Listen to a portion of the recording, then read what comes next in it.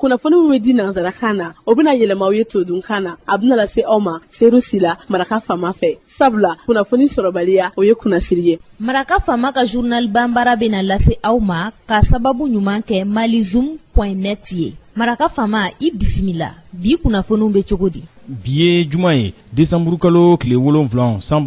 2018 kunnafoni labɛnna fasirijɛkulu maaw fɛ a bɛna lase balimakɛ Seydou Sila maraka faama fɛ Morikɛ Tarawele k'ale to suya kɔlɛ la kunnafoni bakurubaw filɛ.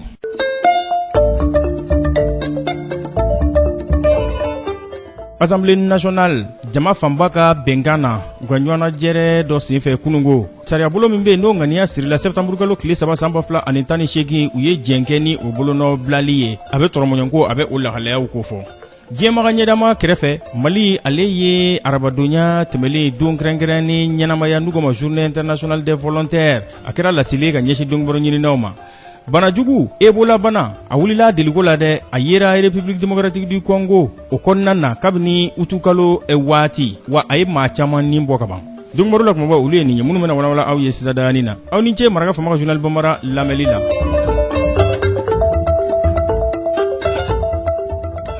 An bɔra ko de fɔ sisan dani na Assemblée nationale jama fanba wasadenw olu ka bɛnkan na u ka ɲɔgɔnnajɛrɛ senfɛ kunungo u ye sariyabolo min bɛ n'u ka ma projet de loi n'a bɛ tali kɛ septembre kalo tile 3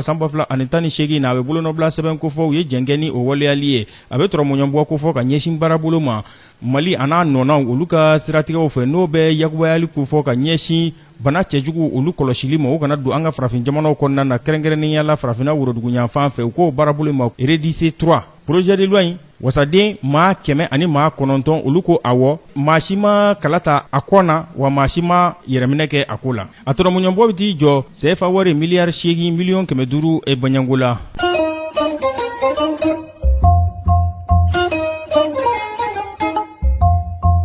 Diɲɛmaga ɲɛdama o kɛrɛfɛla na Mali ye don ɲɛnamaya arabadonya tɛmɛlen a bɛ journée internationale des volontaires a bɛ o ko fɔ u y'a kɛ lasili ka ɲɛsin dɔnnibagaw ɲininaw ma maison des aînés o kɔnɔna na laɲini tun tɛ dɔwɛrɛ ye ka lafaamuyali kɛ ka ɲɛsin dɔnnibagaw ɲininaw ma ka jamanadenw k'olu ladɔnniya kɛrɛnkɛrɛnnenya la funɛnkɛninw fɛn min ye volontariat ale nafa yɛrɛ bɛ se ka kɛ jumɛn ye i yɛrɛ ka wuli k'a fɔ n bɛ nin baara in kɛ jamana yɛrɛ kanu kosɔn ani ka tila ka volontariat a baaraw ka don da la k'olu ɲɛfɔ kɛrɛnkɛrɛnnenya la jamana ka forobacaw olu kɔnɔna na. A kɛnɛ kan ministre min n'a ɲɛsin bɛ baarako ani forobacaw olu lahalayaw ma Jara Harakitala ale tun bɛ kɛnɛ kan.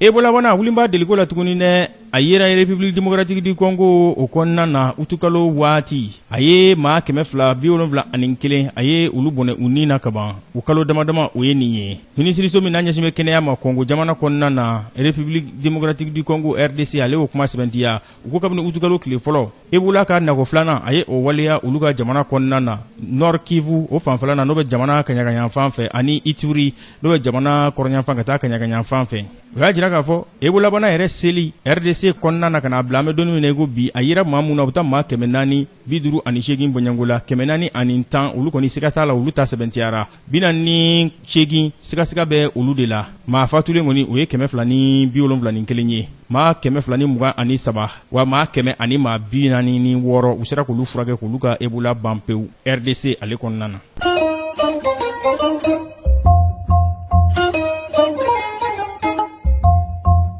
Maa fila n'a bɛ maa ɲɛyɛlɛko ko fɔ fangamara la wolomasiri taabakulu cɛla n'olu bɛ Somali jamana o kɔnɔna na ani wolomasiri taaba maa 5 olu fara kunungo a kɛra muguporon dɔ senfɛ a tun bɛ dugujukɔrɔ muguporon ta de ko fɔ u ka bolimafɛn o tɛmɛtɔ a kɛra Mogadiscio dafɛla na wolomasiri taabaw kunnafoni di sira olu nin kuma in olu y'o sɛbɛntiya wa banbaganci minnu bɛ Somali jamana kɔnɔna na n'u k'olu ma ko Shebab islamiste olu ye kumakan bɔ k'a fɔ k'olu nɔ ye nin ye dɛ k'olu de y'a waleya yaasa ninnu bɛ bɔnɛ u ni na o kunnafoni de bɛ dansigi an ka bi laseli la mun labɛnna fasirijɛkulu maaw fɛ k'a lase balimakɛ Seydou Sila maraka faama fɛ Morikɛ Tarawele k'ale to suya kɔlɛ la ni Ala man ka jɔnya jɔ an na ɲɔgɔn sɔrɔ yan dinɛndon waati kelen arajoso kelen ka tila k'a bila malizoom.net sanfɛ a bɛ se ka kunnafoni sɔrɔ a nɔgɔnin na cogo min na n'a b'a fɛ ka segin ka maraka faama ka journal banbara la a bɛ taa malizoom.net ale sanfɛ www.malizoom.net aw na maraka faama ka kunnafoni jataraw a ka laselibaw a n'a ka kunnafoni tɔw an n'a bɛɛ lajɛlen ye malizoom.net ale sanfɛ mun tora ne sa o ye k'a fɔ k'a fɔ an bɛ dɔgɔkun kunfori la ɲɛnajɛ ale ka kan ka janto yɛrɛ la o kɔrɔ ko ka ɲi dɛ an k'an janto an yɛrɛ la lakanda ala k'o kan ye ka jidi kan ye ka garijɛgɛ ɲuman k'o di an kelen kelen ma aw ni ce aw k'an bɛn dɛnɛndon ni Alahu subahana wa taala ya julu jalal wal ikram n'a sɔnna ma dɛ. Maraka Fama ka bi journal Bambara lasera aw ma ka sababu ɲuman kɛ malizum.net ye.